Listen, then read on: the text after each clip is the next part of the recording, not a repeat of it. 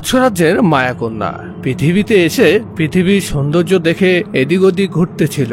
আর ঘুরতে ঘুরতে সামনে এক পাহাড় দেখতে পায়। আর পাহাড় দেখে সে পাহাড়ের ভেতরে ঢুকে যায়। আর যখনই পাহাড়ের ভেতর দিয়ে যেতে থাকে, এরপর সে পিছনে ঘুরে দেখে পিছনে ফেরার পথ নেই। আর ঘুরতে ঘুরতে সামনে এক সাধুকে দেখতে পায়। এরপর মায়াকন্যা সাধুর কাছে যায় আর গিয়ে বলতে থাকে, সাধু বাবা, আমি তো ভুল করে এই পাহাড়ের ভেতরে ঢুকে গিয়েছি।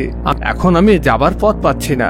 এখন তুমি আমাকে আমার রাস্তা বলে দাও। এরপর সাধু বলতে থাকে, তুমি যদি তোমার যাওয়ার পথ পেতে চাও তাহলে আমার 3টি ধাঁধার সঠিক উত্তর দিতে হবে, তবে তুমি যাওয়ার পথ পাবে। আর যদি একটি ধাঁধার উত্তর ভুল করো তাহলে তুমি পথ পাবে না।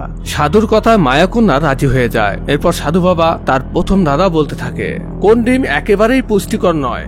তো ছোট্ট বন্ধুরা, তোমাদেরও যদি এ ধাঁধার সঠিক উত্তর জানা থাকে তাহলে কমেন্টে গিয়ে এ ধাঁধার সঠিক উত্তর লিখে আসতে পারো। তো তোমাদের সময় শুরু হলো এখন থেকে।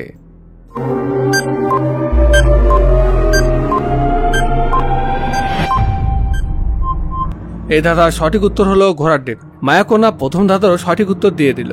এরপর সাধু বাবা তার দ্বিতীয় ধাঁধা বলতে থাকে, কোথায় নদী আছে জল নেই, পাহাড় আছে পাথর নেই, শহর আছে মানুষ নেই? তো ছোট্ট বন্ধুরা, তোমাদেরও যদি এ ধাঁধার সঠিক উত্তর জানা থাকে তাহলে কমেন্টে গিয়ে এ ধাঁধার সঠিক উত্তর লিখে আসতে পারো। তো তোমাদের সময় শুরু হলো এখন থেকে।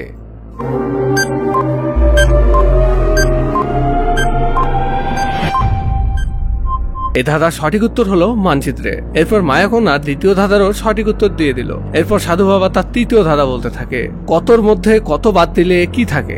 তো ছোট্ট বন্ধুরা, তোমাদেরও যদি এ ধাঁধার সঠিক উত্তর জানা থাকে তাহলে কমেন্টে গিয়ে এ ধাঁধার সঠিক উত্তর লিখে আসতে পারো। তো তোমাদের সময় শুরু হলো এখন থেকে।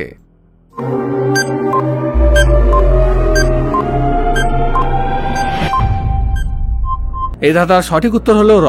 মায়াকন্যা ভাবতে ভাবতে তৃতীয় ধাঁধারও সঠিক উত্তর দিয়ে দিল। এরপর সাধু বাবা মায়াকন্যাকে তার পথ দেখিয়ে দিল। এরপর সেই পথ ধরে মায়াকন্যা সেখান থেকে বেরিয়ে এলো।